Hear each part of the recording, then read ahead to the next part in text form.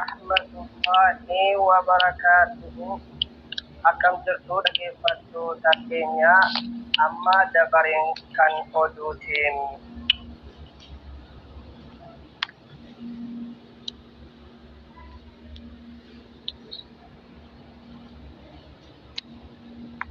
Februaarii 23 bara 2025 yookiin Sha'baana 24 bara 1146 guyyaa eebba barattoota markaza Abdallah ibn Abbas marsaa lammaffaa ta'uun isaa beekame. Guyyaa eebba barattoota markaza Abdallah ibn Abbas sababeeffachuun koreen qindeessituu markaza Abdallah ibn Abbas koreen qindeessituu simannaa bifa adda ta'een qopheessuun isaanii dhagayamee jira. Guyyaa eebba barattoota markaza Abdallah ibn Abbas kana sababeeffachuun ammas ustaazonii fi markazoota garaagaraa irraa kaasitti argaman qophii baga geessanis kan jedhu sagantaan ho'aan qophaa'e.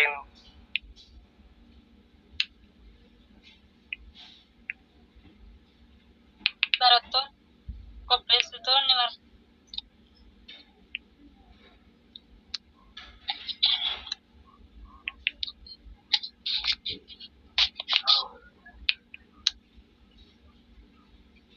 markaza Abdallah ibn Abbas barattoota sooshaal miidiyaa Imo, WhatsApp, Telegram fi Zoom irratti gosa barnoota garaagaraatiin barsiisaa ture. Barattoota 45 eebbaaf qopheessuu isaa itti gaafatamaa fi hundeessaan markaza Abdallah ibn Abbas Ustaaz Hussein Muhammad hubachiisaniin.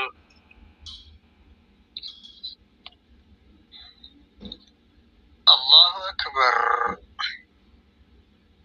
الله أكبر. Guyyaa eebbaa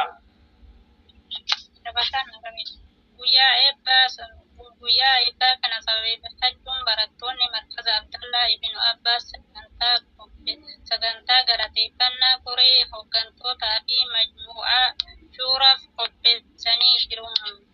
Qophii guyyaa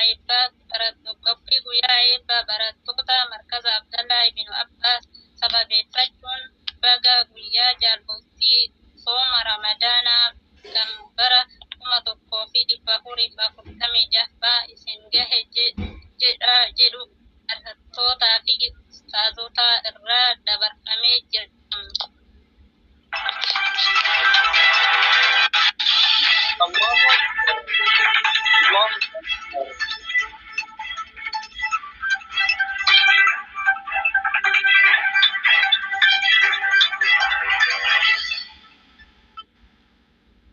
Amma oduu tokkoon ashamaa dhaggeeffattoota keenya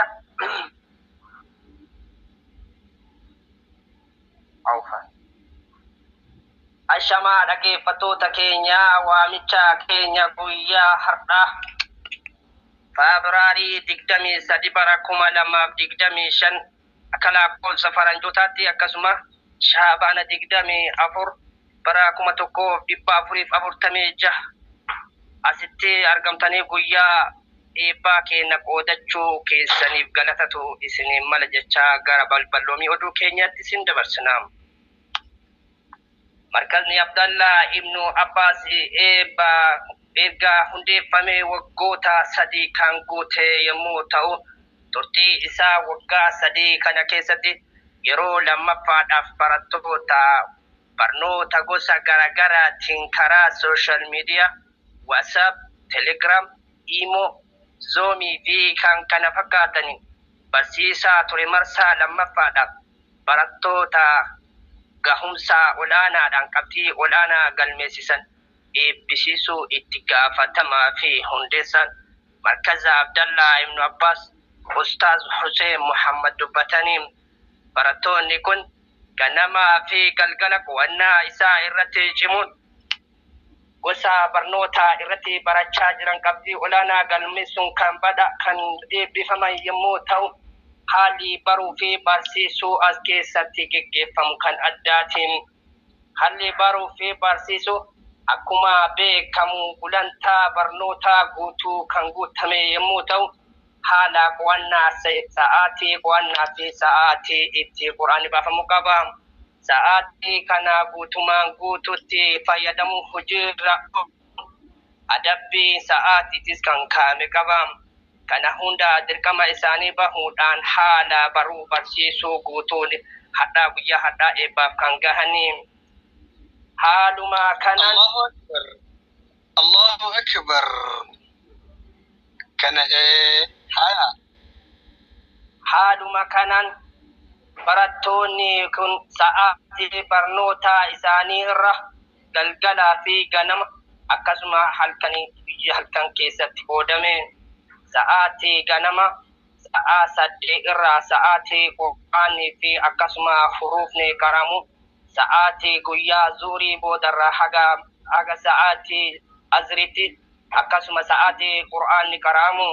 Achi booda immoo sa'aatii magariiba jidduu sa'a huruufaa fi barattootaaf carraan kennamu yommuu ta'u, itti dabalee ammoo halkan sa'aatii magariiba booda sagantaa kitaabaatu argama. Sagantaan tafsiiraa sa'a 9 irraa yeroo itti fufu. Sagantaan tafsiira quraanaa sa'a 9 irraa yeroo itti fufu haga sa'a 10tti kennama.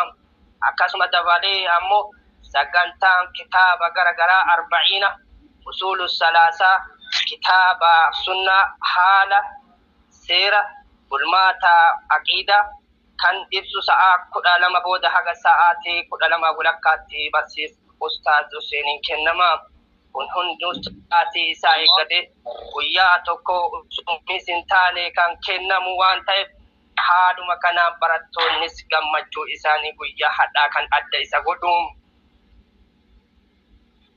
Akkuma beekamu barattoonni keenya kan biyya baqaa keessa jiraataa jiran haala jireenya rakkisaa keessa ta'anii osoo dadhabee osoo hin jenne haalli intarneetis osoo isaa hin rakkisu hunda olaanaadhaan kutannoo olaanaa qabaachuu irratti hundaa'een guyyaa hadhaa eebbaaf kan gahaniin Ustaaz Hussein Namboonaa jechuudhaan gammachuun isaa kan daangaa darbee akka ta'e hundi keenya ni beekna. Asumarratti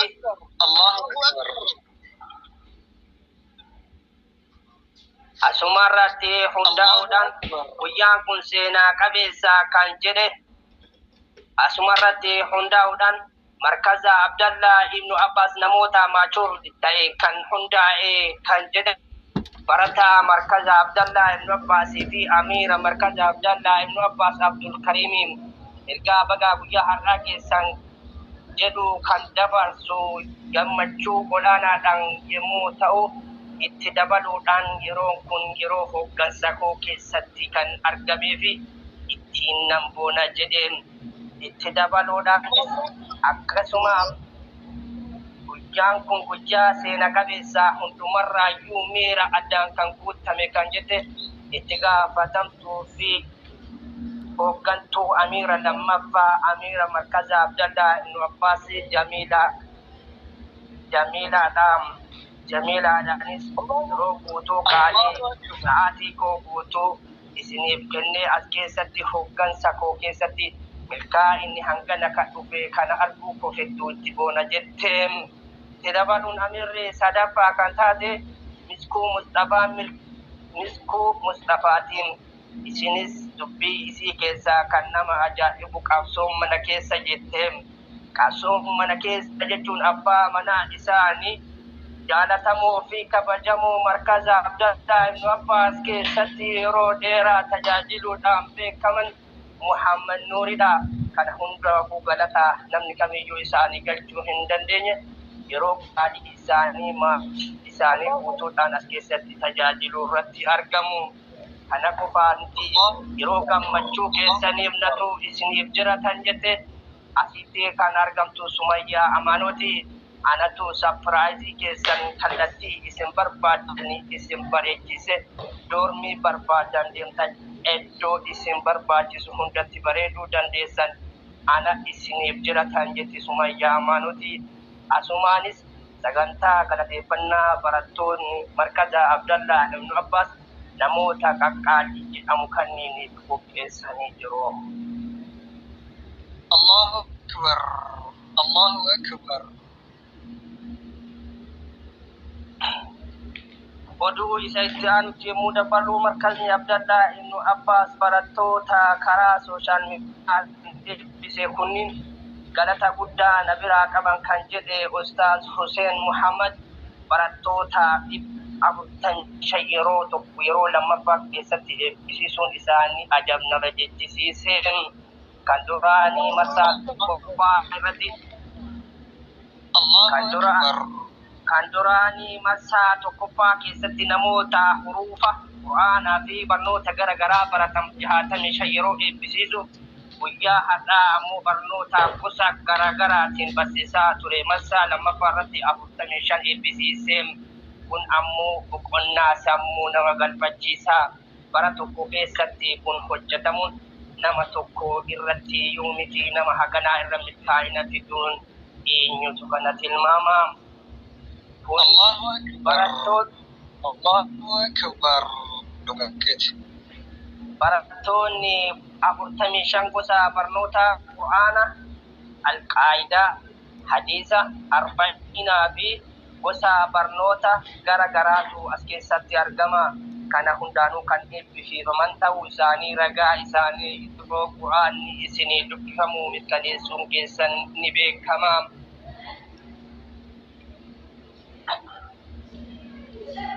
Guyyaa eebbaa oduu isaa itti aanutti yeroo dabarru guyyaa eebbaa sababeeffachuun barattoonni markaza Abdallah ibn Abbas sagantaa galateeffannaa koree majmu'aa Shuuraa qopheessuu isaanii beekameera.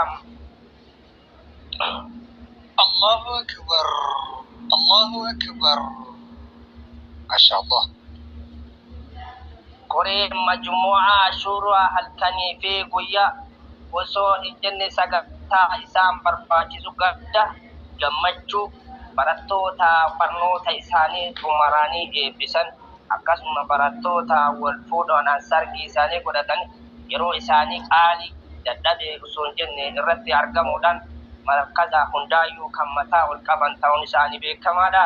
Kanuma irratti hundaa'uudhaan barattoonni markaza Abdallah ibn Abbas the mature excellence is a part of the public unity kan hundeessan akka ta'etti ni ilaalla jedhanii ammootu kan qoosatti as dhufee miti dadhabbii yeroo dheeraa kan keessatti argame kan argachuudhaaf ammoo carraa kan argate nama badhaafame jechuudhaan dubbatanii kanaafuu hedduu tokko galata guddaa onneerraa malee gatii isaa hin mallaqatti hin tilmaamamne isiniif qabna kan jedhan barattoota markaza Abdallah ibn Abbas.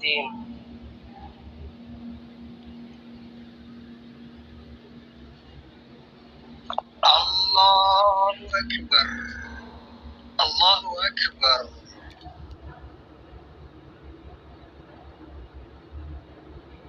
Oduu inni itti aanu ammoo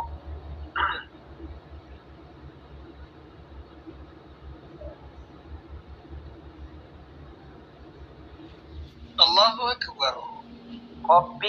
Qophii guyyaa eebba barattoota markaza Abdallah ibn Abbas sababeeffachuun baga jala bultii sooma Ramadaanaa kan bara 1146 jala bultii isiniin gahe jechuudhaatis dabarsanii jiru. Soomni Ramadaanaa haaluma beekamuun kan waan adda isa godhu kan ji'a 12 keessaa waan adda isa godhu guddaa tokko qaba.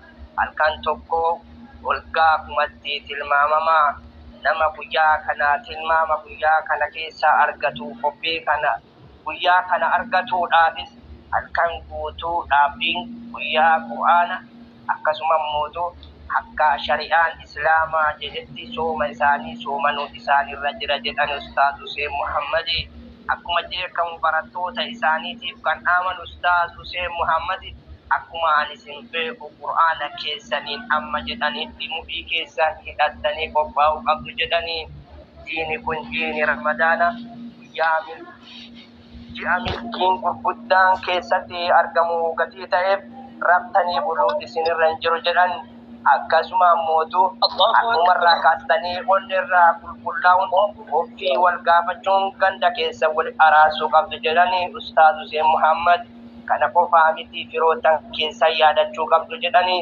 haadha abbaa keessan irraa eebba fudhachuu qabdu jedhanii itti dabalee ammoo Ustaaz Hussein Muhammad tokkummaa diin islaamaa irratti akkuma beekamu masjiida naannoo keessanitti argamu